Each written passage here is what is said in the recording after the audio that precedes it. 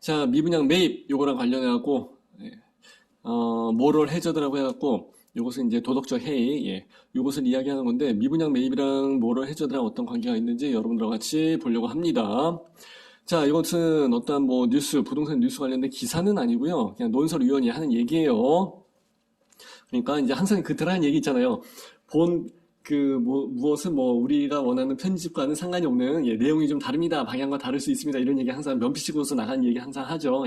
그거예요. 그거 잘 참고하시고요. 자, 월가를 점령하라 해서 이제 여러 가지 의견이 나왔었는데 그때 금융권의 모럴 해저드 도덕적 해이가 이제 문제였습니다. 경제학에서 많이 나온 얘기예요.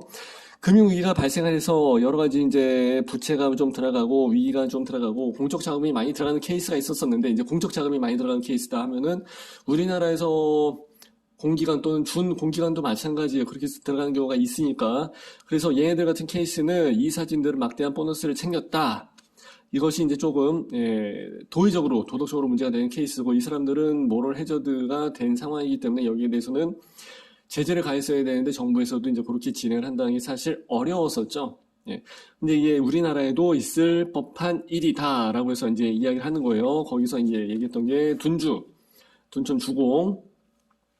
미계약 물량이 이제 급등세라고 합니다. 급증세. 미계약 물량이 급증하고 있다라는 얘기는 지금 제가 이제 항상 드리는 얘기지만은 미계약 물량은요, 원래 많이 나갔다가 우르르 나갔다가 이제 시기 잘 만나고 그러면 또 우르르 다 손살같이 다 빠져나가고 원래 이랬다 저랬다 그래요. 이게 원체 우리나라의 그 코스트가 롤코기 때문에 그런 경우가 많이 있습니다. 그래서 미계약 물량에 쫄지 마십시오라고 해서 말씀을 드린 적이 있습니다. 우리 그제 토요일 날 수업을 할 때도 말씀드렸었죠.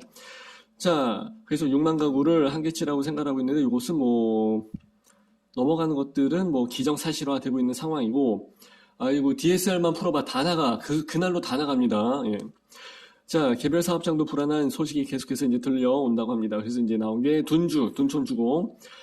둔주 일병을 구하기를 했습니다만은 지금 계약률이 뭐 50%란 얘기도 나오고 뭐 70%란 얘기도 나오고 여러 가지 이야기가 많이 나오는데 일단은 당사자들이 이걸 오픈해서 까지를 않고 있습니다. 그래서 어떻게 되는지 모르겠어. 절대 이야기 안 하죠. 그러면은 안 좋은 거예요. 근데 50%는 아닌 것 같고 현장에 아는 사람 얘기 들어보니까 한 70% 정도는 가는 것 같다고 해요. 그래서 이 정도면 뭐 3순위, 4순위 장까지 해서 이제 줍줍까지 가게 되면 그래도 80, 90% 정도까지는 가게 되지 않을까. 그렇게 예상을 한번 해봅니다. 그리고 이제 또 한 가지는 뭐냐면은 지금 저도 이제 유료 상담 많이 받고 하는데, 둔주를 생각하시는 분들이 많이 계세요. 실질적으로 돈이 있으신 분들은 계약금 20% 같은데 결코 쫄지를 않죠. 나 돈이 있다 이거야. 그래서 이제 5구짜리라도 서울은 5구가 기본이니까 지방은 8사가 공식이고 그래서 이제 둔주 같은데 아파트가 이런 데가 없으니까 여기서 5구짜리 하나 잡아갖고 전월세 놓으면서 가지고 가면은 이미 1, 2억 정도의 그 시세 차익은 있기 때문에 나중에 전월세 놓게 되면 거기서 또 전세금을 받으니까 계산은 나오죠. 원래 다 이렇게 하니까. 그래서 요게 풀렸기 때문에 가능한 문제예요. 그래서 이런 식으로 해서 갈 사람들이 많은 것 같아요. 그리고 또 한 가지는 현장에서 이미 분양권 거래가 이제 1년 있다가 전매가 돼야 되는 상황인데 그럼에도 불구하고 지금 현재 제가 보기에는 분양권 거래가 돌아가고 있습니다. 그래서 뭐 맨 처음에 6천, 8천 나오다가 지금 4천, 6천 정도까지 금액도 나오고 하니까 돌아간다는 얘기예요. 자, 서울에 이만한 아파트가 없기 때문에 그만한 돈을 주고서라도 이제 돌아간다 이제 그 얘기고 자, 근데 이제 여기서 하는 얘기는 뭐냐면은 그럼 니네가 금액을 좀 더 낮췄어야 될 거 아니냐 하는데 사실 분양시장은 그렇지가 않죠. 제가 항상 뭐라 그랬어요? 분양 가격은 처음 나온 아파트보다 나중에 나온 아파트가 금액이 높을 가능성이 상당히 높다. 99.9%다라고 해서 이야기를 했잖아요. 그죠? 원자재 비용이 올라갔는데 당연히 아파트 금액은 높아지죠. 그리고 하방 경직이 있다고 말씀드렸잖아요. 그러니까 당연히 우상향의 특징을 보이면서 올라가게 될 가능성이 이렇게 있다라고 해서 말씀을 드린 거예요. 그래서 이거는 일반 시장의 논리대로 해서 조금 떨어지거나 그렇게 해서 갈 수 있는 주식 같은 그런 내용이 아니죠. 그렇게 따지면 아파트에 대한 감가상각이 생긴다 그러면은 중고차처럼 아파트도 연식이도에 가면 금액이 더 내려갔었어야지. 근데 부동산 시장은 그렇지가 않잖아요. 그죠? 그러니까 이제 부동산은 주식이랑 이런 뭐 중고차 매매 시장이랑은 전혀 다른 특성을 보입니다. 그거랑 같은 궤적에 놓고서 보시게 되면 해석이 안 돼요.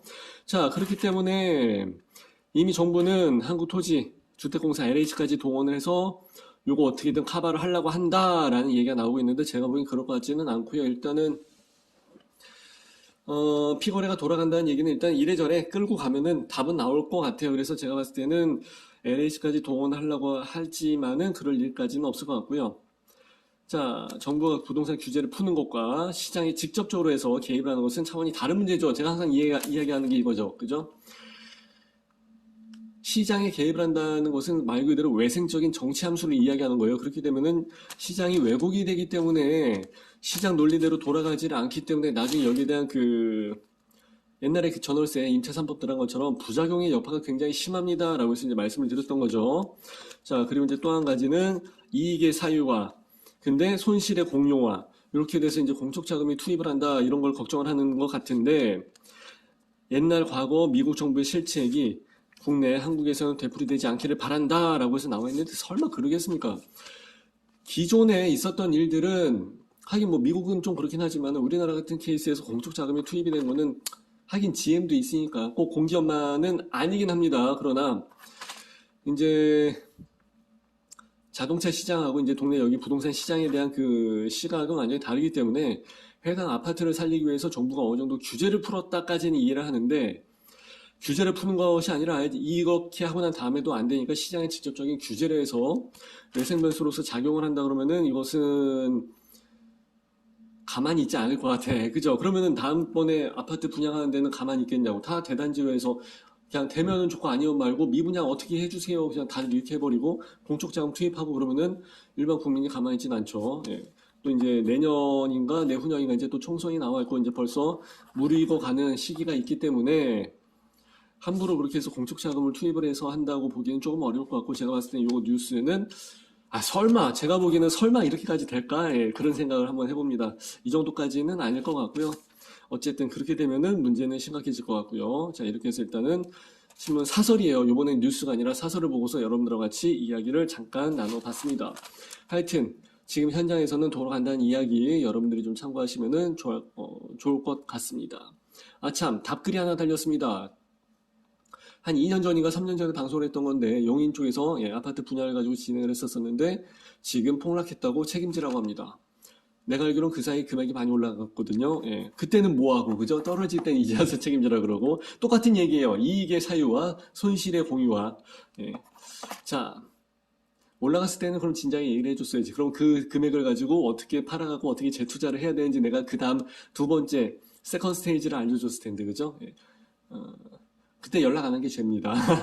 자, 이렇게 해서 마무리하는 걸로 하고요. 좋아요, 구독, 알람 잘 좀 부탁을 드리겠습니다. 감사합니다. 빠이빠이.